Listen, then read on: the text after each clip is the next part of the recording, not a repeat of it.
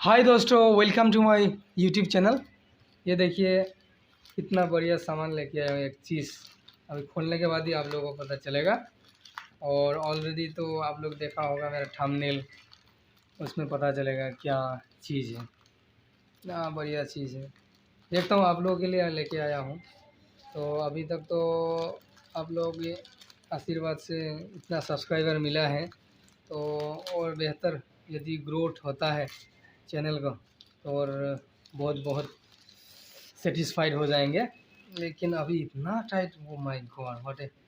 ये अमेज़न का पार्सल ऐसे ही है, because Amazon world number 1 courier है। सो ब्यूटीफुल है। इसका पैकिंग भी बहुत बढ़िया है एकदम।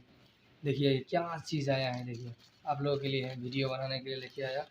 ये देख लीजिए 600 लिया है। ये बिल भी देख लीजिए 599 मीन्स 1 रुपीज़ लेस मीन्स 600। और ये देखिए इतना बढ़िया चीज़, ओ माय गॉड। देखा है, ये एडेप्टर है, ये मेमोरी कार्ड है 64 GB है ना। कितना सैमसंग